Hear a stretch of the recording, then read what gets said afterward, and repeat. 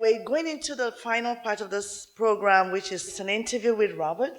And to anchor this, we're going to invite Neil Seeman, a former National Post Board member, author, educator, essayist, serial entrepreneur, lawyer, poet, public health researcher, a mental health advocate, publisher, CEO of Solomon House, and expert. Wow, what don't you do? What don't you do, Neil?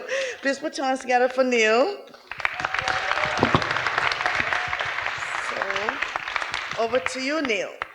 Thank you. This has been an extraordinary night, have no doubt.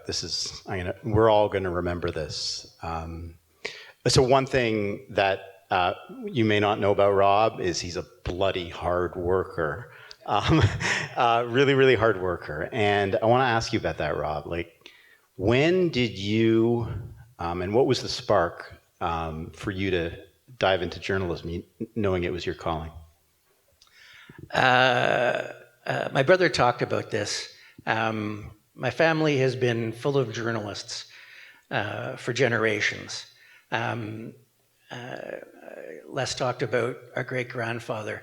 He was actually put in jail for telling the truth about the Quebec government, the National Assembly. The National Assembly created a law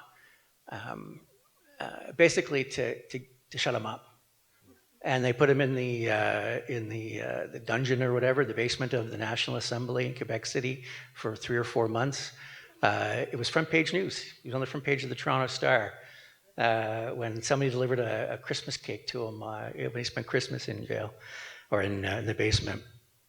Our grandfather, our father, uncle, now my niece, are journalists. My daughter Aislinn, who's here, is also interested in journalism after she graduated high school. It started for me when my dad convinced me, literally, to quit high school. He ran a newsroom in New Brunswick. We'd moved to New Brunswick for reasons I can't defend, from Montreal. I was 16 or 17 years old, and he was running a radio newsroom, and he said, you could tell I was having a good time in high school, so he said, come work for me for free. So I did. And I worked for him for a year for free. It was a really interesting era. It was the era of Brian Mulrooney and John Turner and like leadership races and all that. And I was a 17-year-old guy interviewing the Prime Minister. And that was pretty cool. And then he and my mother was from Cornwall, Ontario, and so she understood the bleakness of small towns. And so they left Moncton, New Brunswick, and I stayed behind. His successor hired me on at poverty wages. And I stuck around for a couple of years and then worked hard and, moved along to better jobs and such things. The one thing I want to say about my dad is he taught me two things. He taught us two things. One, resist conventional wisdom. And I can imagine a father giving a few pieces of better advice than that. Think for yourself. And he taught me to always assume the listener is about to turn their radio off. You got to keep them there. And those are both pretty good lessons.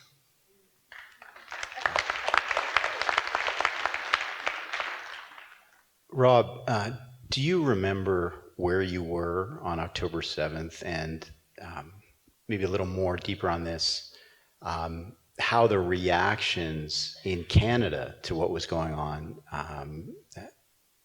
affected your decision around editorial coverage of the war?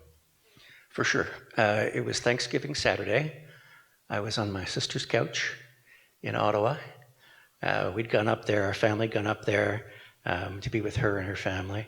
And I'm looking at Twitter, and I'm starting to see some of the body cam footage from Hamas, and then, of course, more of it.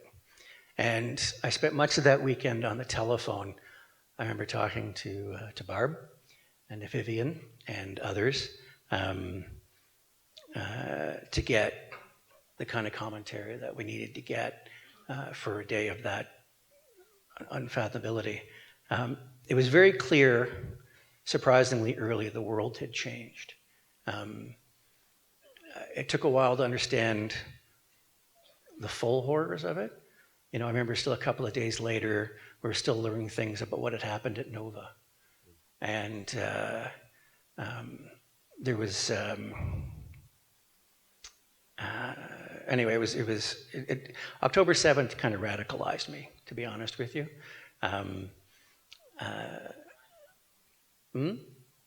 Rationalized me? Yeah, I like that actually. It's good. You're right. No, it's not. It gave me clear eyes. Cover your ears, Lord Black. I'm actually not that conservative a guy. I'm a small L liberal. Sorry, but I understand the world in a way I didn't before, you know. And so every meeting that we have, we are guided by those clear eyes and trying to resist conventional wisdom. That's great. You know, at the founding of the National Post, I was on the editorial board, household names, colleagues, and we all, we kind of had this informal motto where we thought we were sort of standing up to bullies. And I'm wondering, like when I look at the Post today, it seems like you guys are standing up to bullies actually more forcefully than we did. And first of all, I guess, do you agree with that characterization? And secondly, hey, do you, like, how do you marshal the troops? First of all, the bullies are getting worse. That's part of it, right? The room that many elites want to give you to speak about things is very narrow. And so it's more work. But being different from other mainstream media is our raison d'etre. The world doesn't need another Globe and Mail, even though I have a friend here, Catherine from the Globe and Mail, who's doing some excellent work. But the Globe and Mail is very good at what it does. We don't want to be the Globe and Mail. We don't want to be the Toronto Star. We don't want to be the CBC.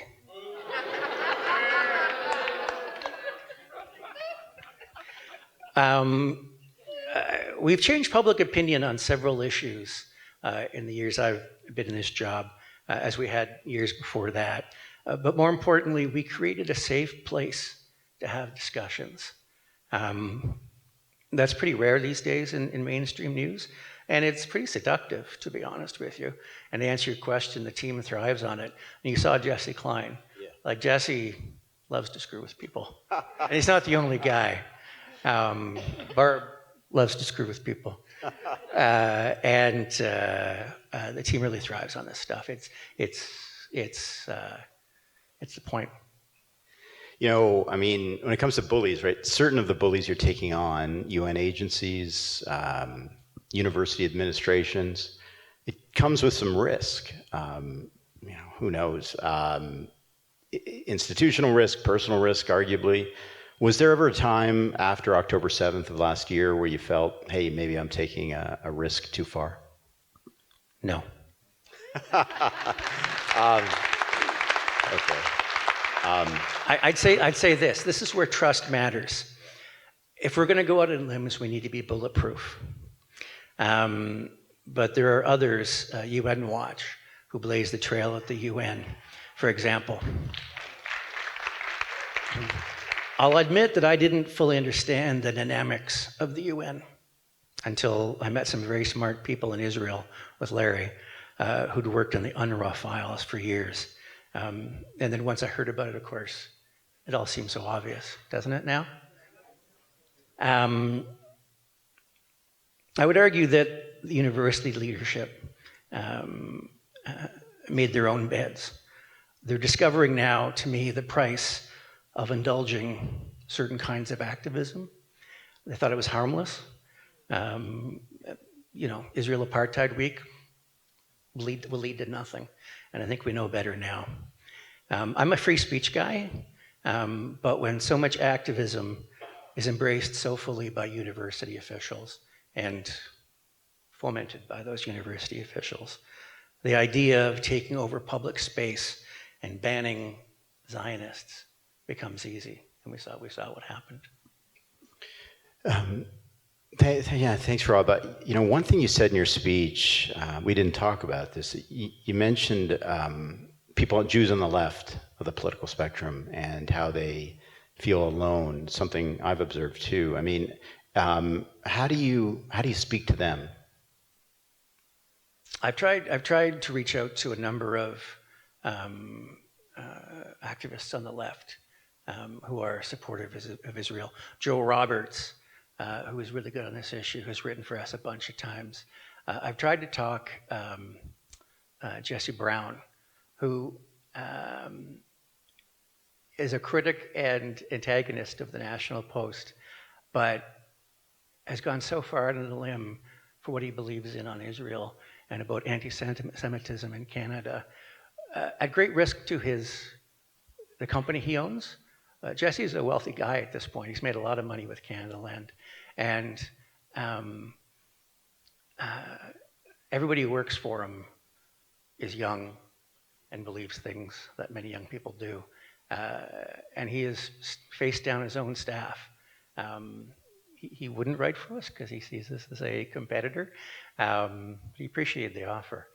But I do think it's important to speak to that cohort, the Jewish left, and we've written a bunch of stories, and we've tried very hard to reflect, the pain that they're going through, frankly, because they are alone. All the people, their fellow travelers, the people they trusted, and they hung out with, and they had pizza with, and shared beers and talked politics with, have turned on them, and they've lost friends, and that's hard.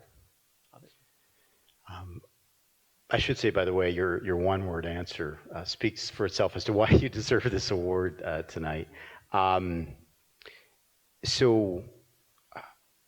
Fringe opinions. There were sort of like 30 years ago, just things that were outside of the acceptable realm of debate. Far outside the fringe. The idea that Israel is a colonizer state was just so outrageous. And yet now it populates editorial and major media, and it seeps into the news coverage elsewhere. How did that happen?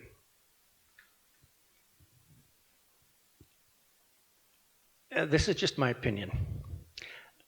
There's an anti-West ideology that now pervades academia and institutions and newsrooms. It views the world through a very narrow and distorting lens. We could have a whole other conversation about that, but do you have thoughts on that? Yeah, I mean, I still remember the days. I mean, we Conrad, you don't know this story, but there were a bunch of us. We actually tried to. There was a gentleman named Justice Wiener who investigated the roots of Edward Said's origins, and there were about 30 journalists around the world, liberals predominantly, and we couldn't get him on record. Anyway, and then we got a really nasty letter to the editor that we didn't publish. We should have published, but I don't know the answer either. I don't, Rob. So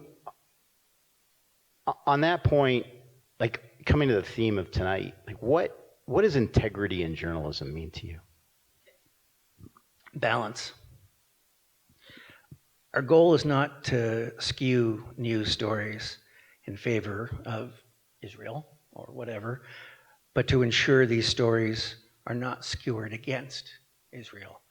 We are institutionally pro-choice. We're a libertarian paper, more or less, but we don't sideline the opinions of people who are anti-abortion. I could name a bunch more examples. One thing I want to say, this goes back to the trust. our managing editor, Carson Jerem, has a rigorous fact-checking apparatus. It slows us down, I'll be honest with you. But news shouldn't be fast if it's not ready, and commentary shouldn't be fast. So, you know, we're bulletproof, and that's integrity. You know, just on that point, right? The other challenge we've got, and people observe this in the media today, is we don't have long-form journalism, investigations, to hold institutions to account. You know, people are concerned about the business model of journalism to be able to afford that. I mean, how does the Post envision the solution to that? I'm glad you asked. This is a big part of the strategy I was talking about earlier that I think is really working for us. I mean, I'm talking about obviously just the Post here. Obviously, other media are doing their own version of things. We have a very specific strategy around long reads. There is something remarkable about being able to write 6,000 words about a topic. The average news story is about 700 words. 6,000 words is a lot. It provides a depth that is rare. This is a choice we've made. I'll give you an example. For the anniversary of October 7th this month, we planned 2 long reads, both over that length. We profiled former hostage Aviva Siegel in Israel and Tel Aviv. Our reporter spent hours with her, bringing out the small details about life in the Hamas tunnels and life after. And her husband is still in Hamas's custody. And we talked about that, and she talked about what the young woman she was with, what she knew about them, with a certain care, obviously. You can't do that in 700 words. We also did a deep dive on how the Jewish community in Canada is feeling. We spoke to a dozen people at length with varying viewpoints, and some, including some who were planning to leave Canada because of the atmosphere that's been created here. Again, you can't do that in 700 words. So, you know, all the extraordinary things you're doing at the Post, I mean, they all depend on the, you know, getting that audience. So, the elephant in the room that a lot of us think about is young people. We hear, you know, the data suggests they're getting their news from Reddit, or worse, dare I say it, TikTok, entertainment. How do you reach them? What's the strategy for reaching them? You meet them where they are. You know, I'm not sure the National Post specifically is going to meet them where they are. Although if you do subscribe and you leave it on your dining room table, they might pick it up. But obviously, you know, there are lots of influencers who have far more clout with those young people than we do. You know, I saw a lot of videos in the early days of this of diverse Israelis looking very cool and attractive and giving lie to the settler myth, the European settler myth. I know many young Jews and other allies of Israel are uncomfortable with taking on the responsibility of going against, you know, the popular viewpoint on social media and among their friend groups to speak up. It's easy for me to give this advice. I don't have to do that, but I think it's what's necessary. Bad ideas take root, and they take root because nobody challenges them.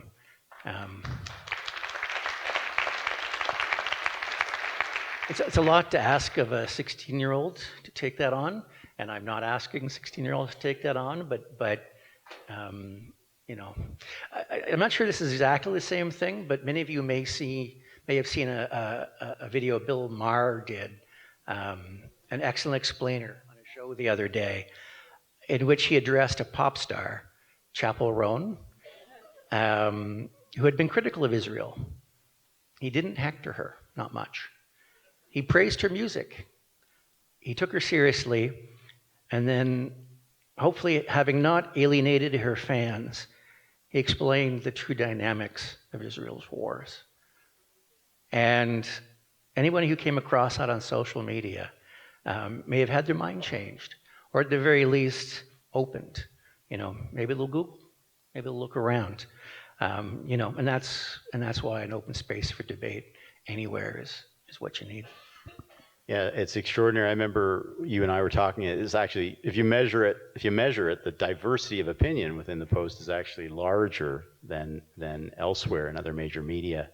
So looking toward the future, Rob, like, what concerns you the most about the future of journalism in Canada? And at the same time, what's your reason for hope, optimism? The biggest challenge is that a lot of the business models for these startups depend on a worldview, a political worldview, either the left or the right. And it isn't just color of the commentary and the way it does ours. Our worldview is pretty skewed in one direction too, in our commentary, and that's a decision we made. But it colors their news coverage as well. And so you don't know how much of the story you're getting. And, it's hard to know how all this will play out. What's the news landscape look like from 10 years from now? But, if your business model is that, relentless left or relentless right is what's going to snag you subscriptions, guess what you're going to do? The world needs centrist outlets.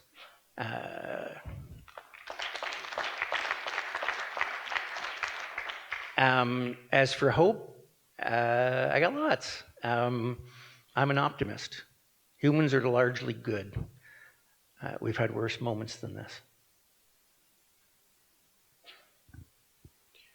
One of the things that impresses me about the coverage of Israel and the war is, to borrow a word from progressives, is context, and the historical context that you layer into so many of the stories. It's no doubt hard to do and fact check, but that gives me a bit of an optimism too, right? I mean, it's hard, but you're educating people about the past. A lot of young people don't have a connection to war in particular.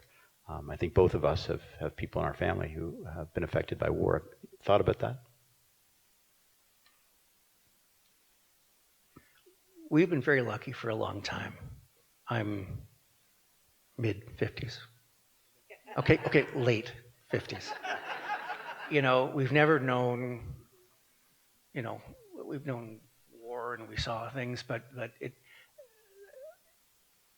the world feels far more dangerous now than it did when we were younger. I grew up in the 70s and early 80s, and the Holocaust was only 30 years back, right?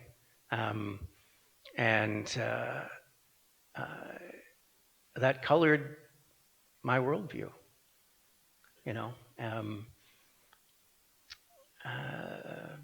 so yeah. Rob, I just on a personal level, I want to thank you. I want to thank everybody here too for coming out. I mean, I really do believe just the physical ability to be together. This is a story of connectivity. I still remember the first time Conrad Black used the word lazy. I actually remember it as pusillanimous. And then I looked it up. And we're here because of him and you. Thank you, Rob. It's a real honor to be with you on stage tonight. Thank you. Thank you.